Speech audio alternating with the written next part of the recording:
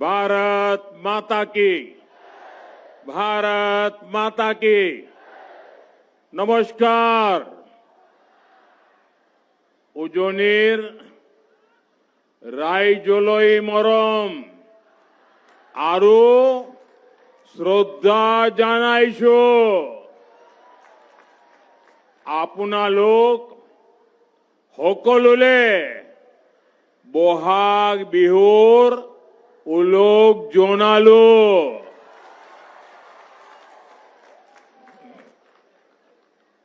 असम के चुनाव की घोषणा के बाद ये मेरी पहली जनसभा है।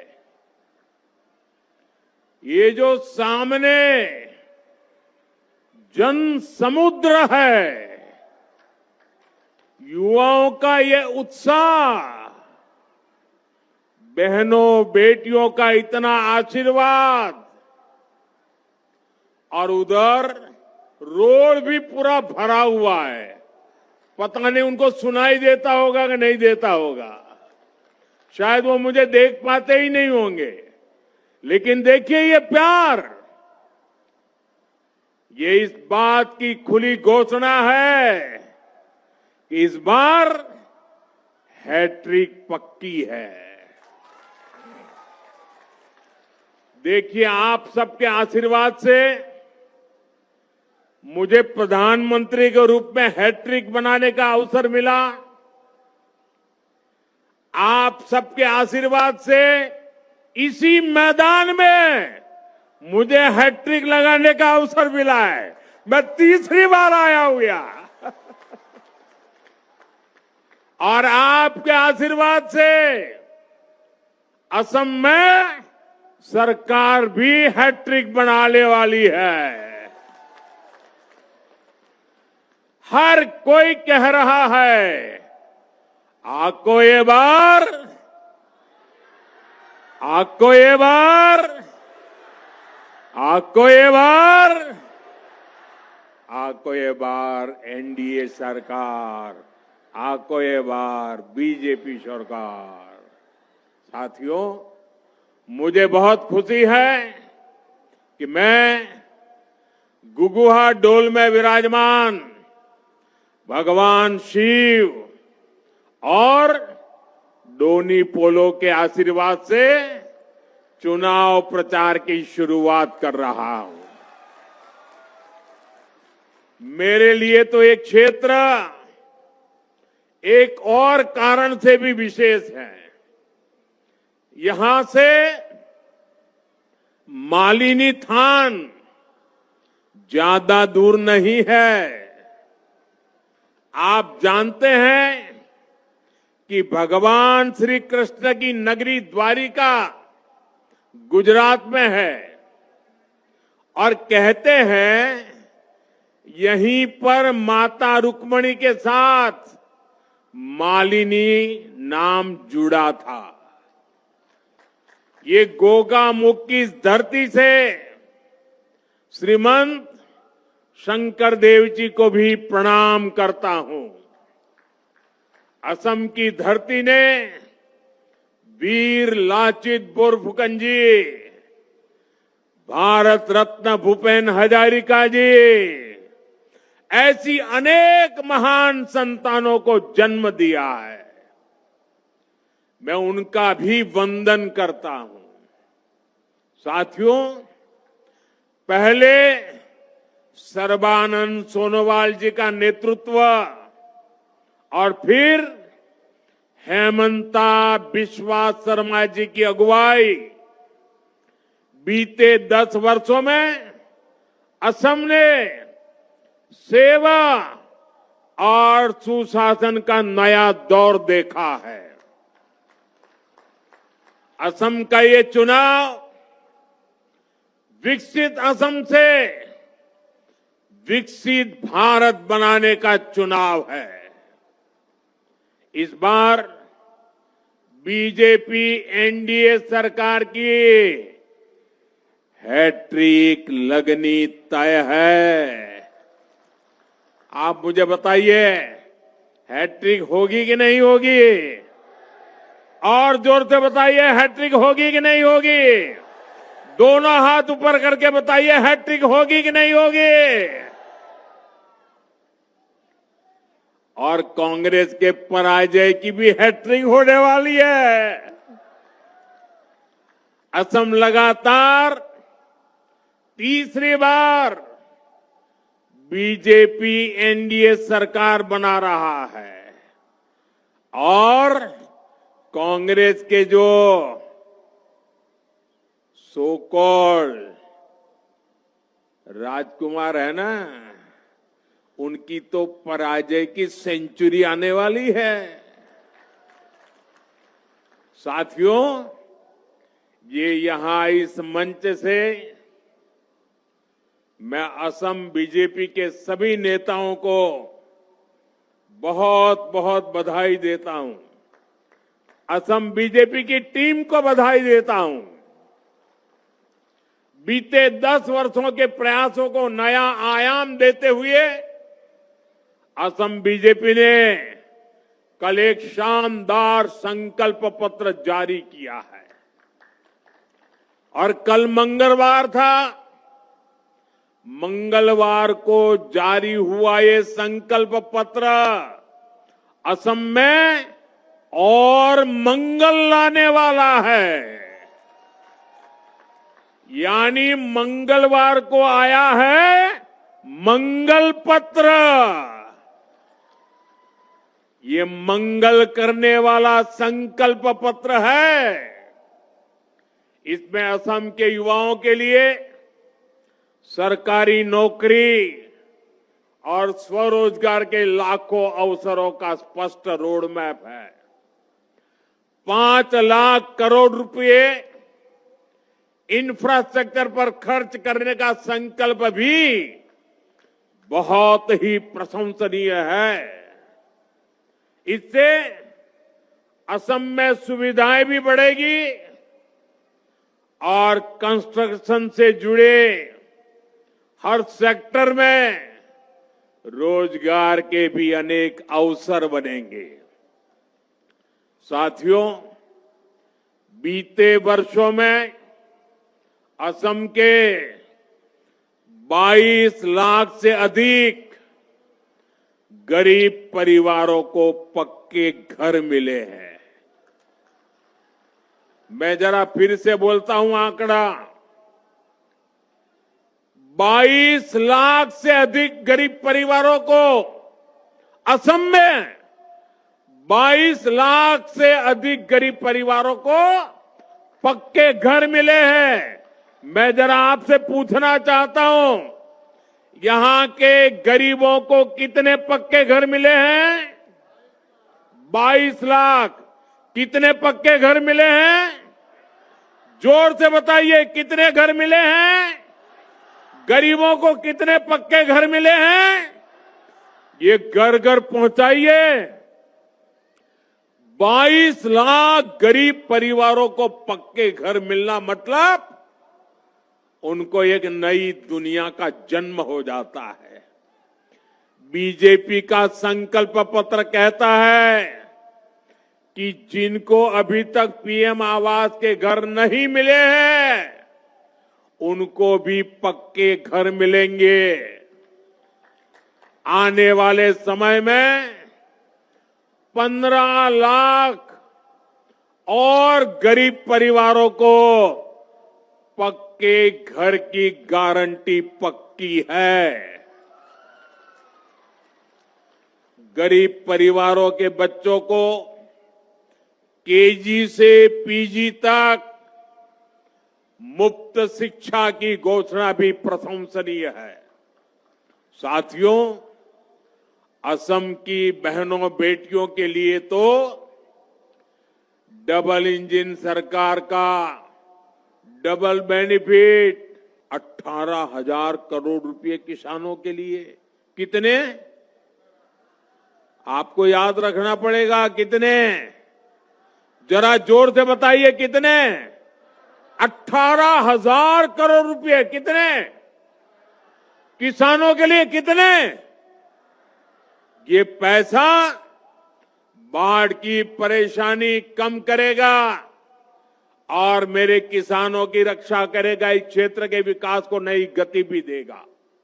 साथियों, बीते एक दशक में असम ने विकास का एक लंबा सफर तय किया है। ये जो 20-25 साल के नौजवान हैं, इन्होंने बीजेपी एनडीए का सुशासन ही देखा है। इन्होंने कांग्रेस का राज का वो काला दौर नहीं देखा, जब असम से सिर्फ बम, बंदूक, दंगों और कर्फ्यू की ही खबरें आती थी। डबल इंजन सरकार ने बीते एक दशक में असम को स्थायी शांति की नई राह दिखाई है। असम के हजारों संतानें बीते एक दशक में बंदूक छोड़कर एक नए भविष्य से जुड़ी है। आज असम से सिर्फ विकास और विश्वास की ही खबरें आती है। आज असम से खबरें आती है नुमालीगढ़ रिफाइनरी की क्षमता 3 गुना करने की। आज असम से खबरें आती है नुमालीगढ़ में पहली बांस आधारित बायो रिफाइनरी शुरू होने की। आज असम से खबरें आती है नामरूप के खाद कारखाने की विस्तार की। साथियों, एक समय था जब दुनिया में असम की चर्चा चाय के लिए होती थी। असम यानी चाय, दुनिया भर में असम की चाय की सुवास थी। अब असम को दुनिया चाय के साथ साथ चीप से भी पहचानेगी। वो दिन दूर नहीं जब असम के सेमीकंडक्टर प्लांट से चीप का उत्पादन शुरू हो जाएगा। ये असम को आधुनिक टेक्नोलॉजी के एक बहुत बड़े हब के रूप में विकसित करेगा। आने वाले समय में फोन हो, गाड़ियां हो, टीवी, फ्रिज हो, ऐसे सामान असम की चिप से ही चलने वाले हैं। और इसलिए भाइयों बहनों, अब तो असम की क्या पहचान होगी? चाय भी और चिप भी। यही विकसित असम का हमारा रोड मैप है। मैं आपको भरोसा देता हूं, आप यहां फिर से बीजेपी सरकार बनाइए, असम का और तेजी से विकास होगा। और ये आपको मोदी की गारंटी है। आपो ना लोके याद आको ए बार। बीजेपी सरकार बनाओ, अहोमोर आरो बहुत बेसी उन्नति होबो। एया आपना लोकोक मोदी गारंटी। साथियों, असम को प्रकृति ने बहुत कुछ दिया है। असम के पास संसाधनों की कभी कमी नहीं रही है, लेकिन कांग्रेस ने सत्ता के लिए असम के समाज को भी बांटा और ब्रह्मपुत्र के 2 किनारों को भी कभी जुड़ने नहीं दिया। कांग्रेस ने 60-65 साल में ब्रह्मपुत्र पर सिर्फ 3 ही पुल बनाए। 60-65 साल में कितने पुल? कितने पुल? कितने पुल? पुलों के अभाव में कितने ही लोगों को हमें खोना पड़ा, कितनी ही पीढ़ियों को मुश्किल से गुजरना पड़ा। डबल इंजन सरकार ने इस पीड़ा को, इस परेशानी को समझा और 10-11 वर्षों में ही ब्रह्मपुत्र पर 5 बड़े ब्रिज पूरे किए। कितने? 5 बड़े ब्रिज। 65 साल में 3, 11 साल में 5। बड़ा काम हुआ कि नहीं हुआ? और सभी 5 बड़े पुलों पर काम तेजी से चल रहा है। आज बोगीबिल ब्रिज और भूपेन हजारिका सेतु ने उत्तरी असम सहित पूरे नॉर्थ ईस्ट के जीवन को बदल दिया है। कांग्रेस रहती तो ये ब्रिज आज भी पूरे नहीं हो पाते। इसलिए तो आज हर कोई यही कह रहा है, असम को आधुनिक इंफ्रास्ट्रक्चर अगर कोई पार्टी दे सकती है तो वो बीजेपी है, एनडीए है। अहोमोग जोदी आधुनिक इंफ्रास्ट्रक्चर कोनोबा पार्टीए दीबो पारे तेंते हेई पार्टी होय छे बीजेपी, एनडीए।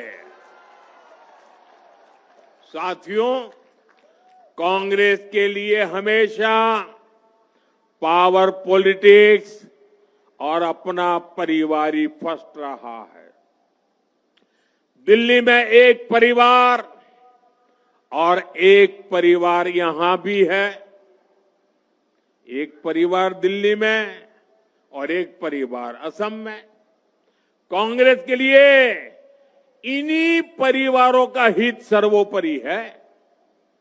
कांग्रेस ने दशकों तक सरकारें चलाई है, लेकिन आप लोगों के स्वास्थ्य पर बिल्कुल ध्यान नहीं दिया। 6-7 दशक में असम में केवल 6 मेडिकल कॉलेज बन पाई थी। कितनी मेडिकल कॉलेज? ऐसा नहीं, जोर से बोलिए, बारिश आ रही है फिर भी बोलिए। कितनी मेडिकल कॉलेज? कितनी मेडिकल कॉलेज? आज असम में यानी 60-65 साल में 6 मेडिकल कॉलेज। आज असम में 14 मेडिकल कॉलेज है और 10 मेडिकल कॉलेज पर काम चल रहा है। कितनी मेडिकल कॉलेज? 14 और 10 बन रही है, 24 हो जाएगी। उन्होंने 65 साल में 6 बनाई, हम 11-12 साल में 24 मेडिकल कॉलेज। इसमें एक मेडिकल कॉलेज यहीं धेमाजी में भी बन रहा है। इतना ही नहीं, आज असम में एम्स भी है। इसी तरह असम में इंजीनियरिंग कॉलेज की संख्या 7 हो गई है और पॉलिटेक्निक कॉलेज 10 से बढ़कर 26 हो चुके हैं। यहां गोगामुख में ही एग्रीकल्चर रिसर्च इंस्टीट्यूट का शिलान्यास और धेमाजी इंजीनियरिंग कॉलेज का लोकार्पण करने का अवसर तो आपने मुझे ही दिया था। धेमाजी आईटीआई और धेमाजी पॉलिटेक्निक को भी अपग्रेड किया जा रहा है। यानी असम को बेहतर इलाज मिले, बेहतर पढ़ाई की सुविधाएं मिले, ये हमारी प्राथमिकता रही है। इससे गरीब हो या मिडिल क्लास, सबका जीवन बेहतर होता है। असम के गरीब और मध्यम वर्ग का कल्याण बीजेपी की बहुत बड़ी प्राथमिकता है। अहोमोर दुखिया आरो मध्योवित्तो श्रेणीर उन्नति कोरा तो बीजेपीर मूल प्राथमिकता।